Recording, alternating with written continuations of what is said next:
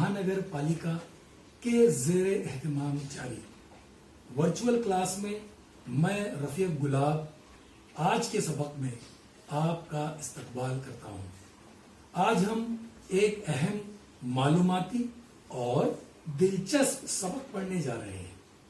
आइए चलते हैं सीधे सबक की तरफ। बृहन्मुंबई महानगर पालिका municipal corporation of greater Mumbai के महकमे तालीम के ज़ेर एहतमाम जारी वर्चुअल क्लास में आज के सबक में हम आपका इस्तकबाल करते हैं।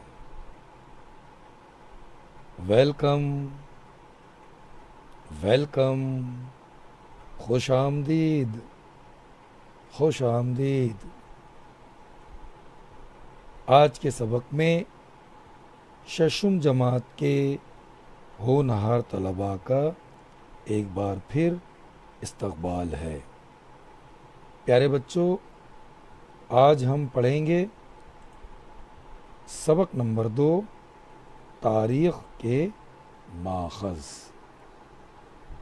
हमारे आबाओ अजदाद ने इस्तेमाल की हुई कई चीज़ें आज भी मौजूद हैं।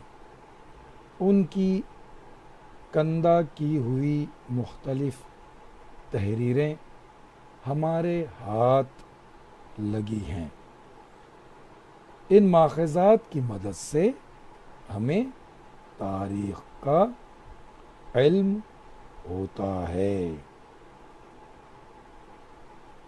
इसके अलावा रस्म व रिवाज, रिवायात, अवामी फ़न, अवामी अदब, तारीख़ी दस्तावेज़ात की मदद से हमें तारीख़ का इल्म होता है।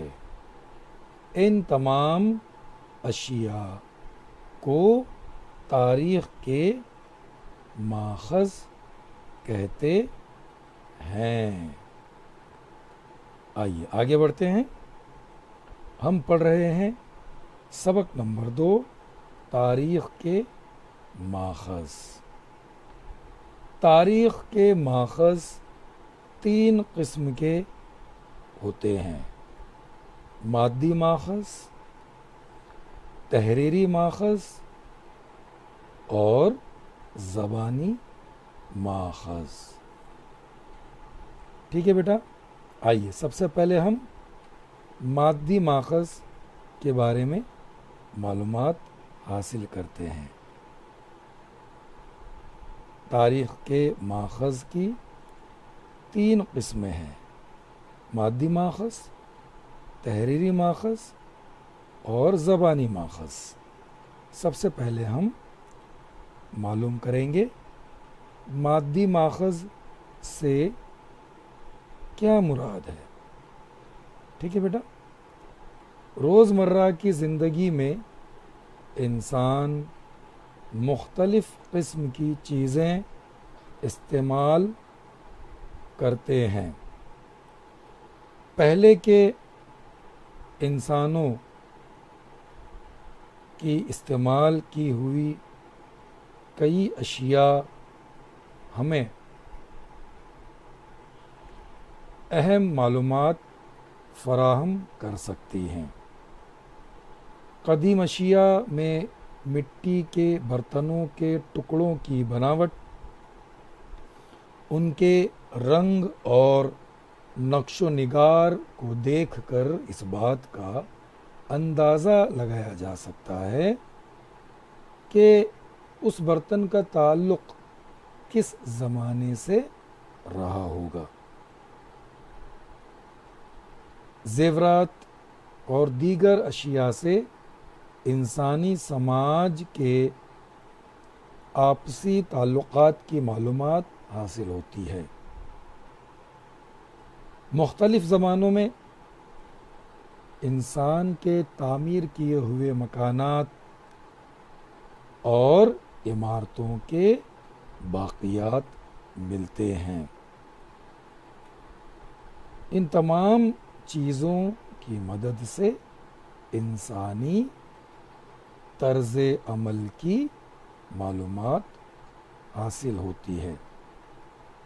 ان تمام اشیاء اور عمارتوں یا ان کے باقیات کو تاریخ کے مادی ماخذ کہتے ہیں۔ آئیے اب ہم دیکھیں گے مادی ماخذ میں کون کون سی اشیاء شامل ہیں۔ مٹی کے برتن، زیورات، مکانات، عمارتیں، سکے، کتبے اور غاریں وغیرہ یہ مادی ماخذ میں شمار ہونے والی اشیاء ہیں۔ آئیے آگے بڑھتے ہیں اور اب ہم معلوم کریں گے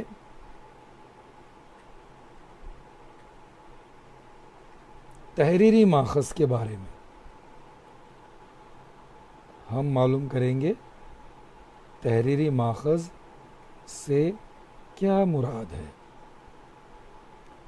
پتھر کے زمانے کے انسان نے اپنی زندگی میں پیش آنے والے کئی واقعات اور جذبات کو تصاویر کے ذریعے ظاہر کیا ہے۔ ہزاروں سال گزر جانے کے بعد انسان کو لکھنے کا فن آیا۔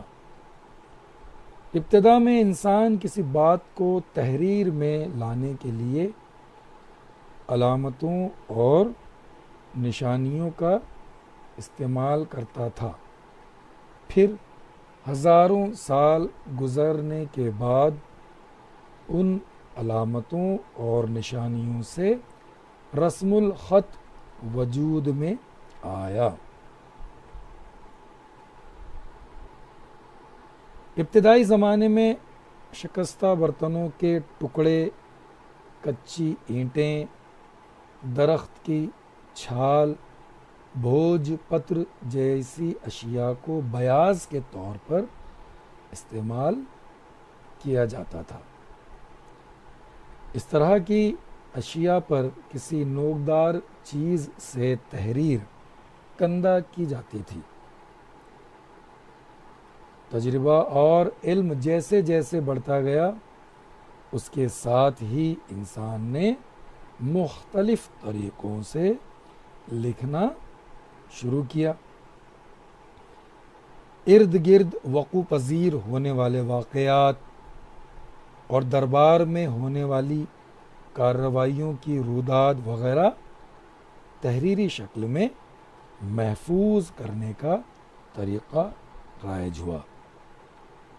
کئی حکمرانوں نے اپنے فرمان، مقدموں کے فیصلے، وقف نامے پتھر یا تانبے کی تختیوں پر کندہ کروائے تھے۔ ایک عرصہ گزرنے کے بعد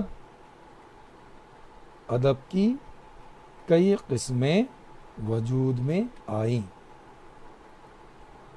مذہبی و سماجی نوعیت کی کتابیں، ڈرامے، نظمیں، سفر نامے اور سائنسی موضوعات پر مضامین لکھے جانے لگے، جن کے مطالعے سے اس زمانے کی تاریخ کو سمجھنے میں مدد ملی۔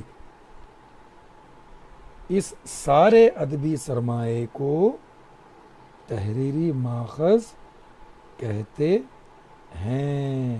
ٹھیک ہے بیٹا؟ آئیے اب ہم دیکھتے ہیں ایک بار پھر تحریری ماخذ میں کون کون سی چیزیں شامل ہیں۔ سب سے پہلے روداد، فرمان، مقدموں کے فیصلے، وقف نامے، کتابیں، ڈرامے اور سفر نامے، یہ تمام چیزیں تحریری ماخذ میں شمار کی جاتی ہیں۔ آئیے اب ہم آگے بڑھتے ہیں اور دیکھیں گے زبانی ماخذ سے کیا مراد ہے۔ اب تک ہم نے مادی ماخذ اور تحریری ماخذ کی معلومات حاصل کی، اب ہم دیکھیں گے زبانی ماخذ سے کیا مراد ہے۔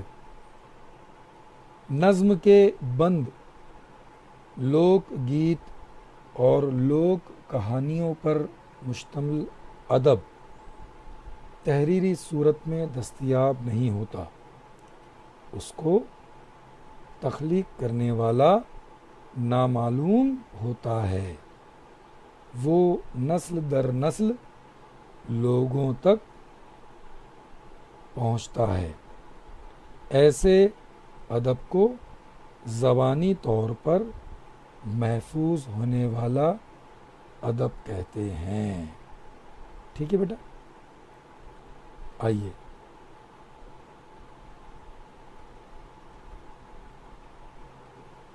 بہت شکریہ۔